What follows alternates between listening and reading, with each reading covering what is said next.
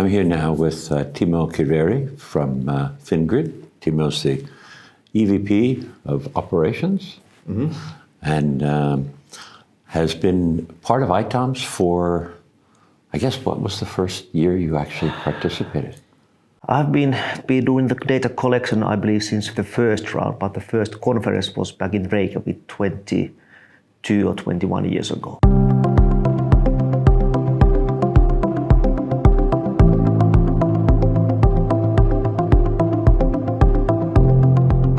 Welcome today. Thank you. I appreciate the opportunity to chat.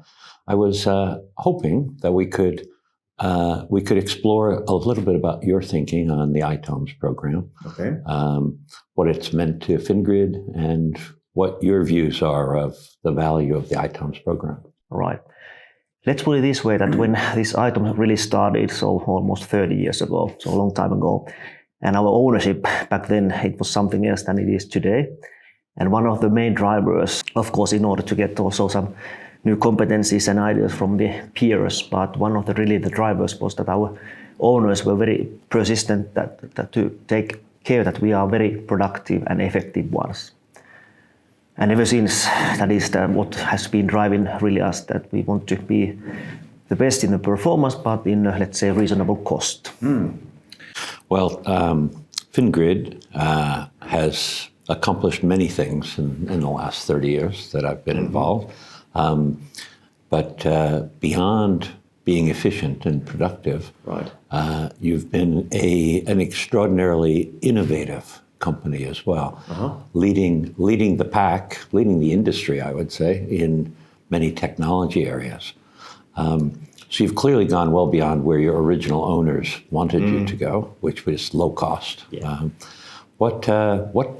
What contributes to that success on the creativity and innovation front? Let's put it this way, that from the very early days, the whole mindset and the scheme in Fingrid and the former companies prior to that, it has been very focusing on innovative and being very agile type of company, even though being the utility, which is quite contradictional, or it could be contradictional. Right.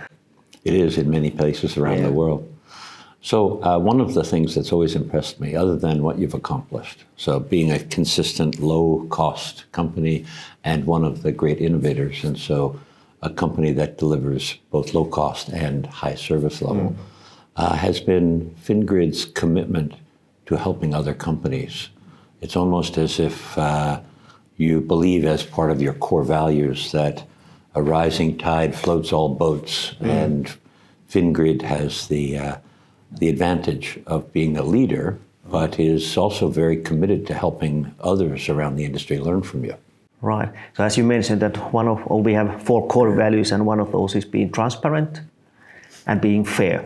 And I would say that all these actions that we are acting accordingly, they are really based on our values and our mindset in the company. So nothing else behind that scheme.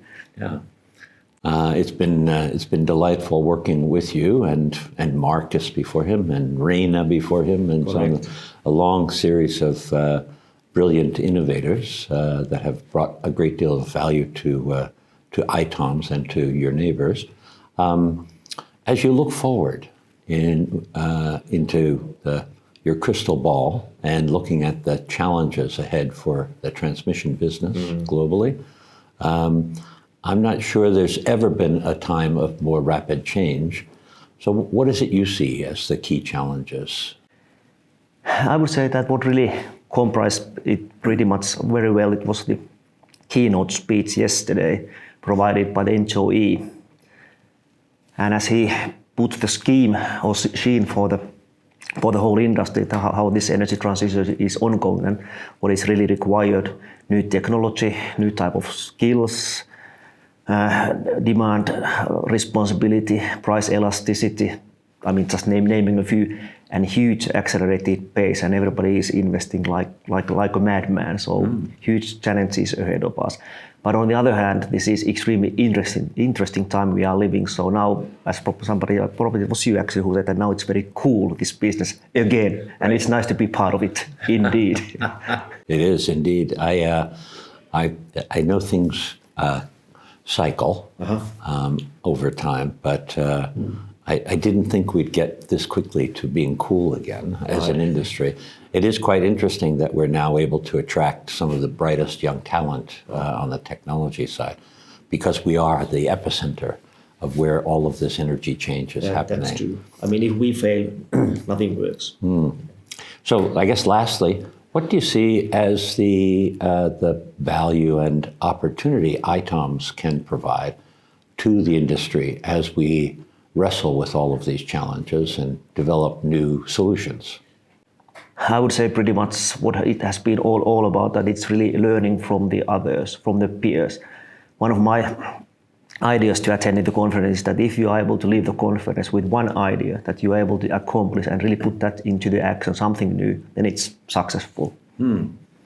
I once had an executive steering group for a series of best practice presentations and conferences, and I asked them once, I screwed up the courage to ask them, because they say in a group you never ask the question you don't already know the answer to. And I said, why do you come here? Why, every year you give up 3 days and you come wherever we're going to go meet. And I know the program is good, but we can't be that good. Why do you come? And they said exactly that. They said, when I'm home, I am almost never exposed to a really new idea. I'm in the process of doing. But when I come here, so I would go anywhere to get one really good idea. One day, one really good idea is huge value. And when I come here and work with the other people that you've brought together from around the industry, I go home with 3 or 4. It's an unparalleled yield rate of good ideas. And so that's what we try to do here in ITOMS, is deliver maximum insight and value from the innovation going on across the industry.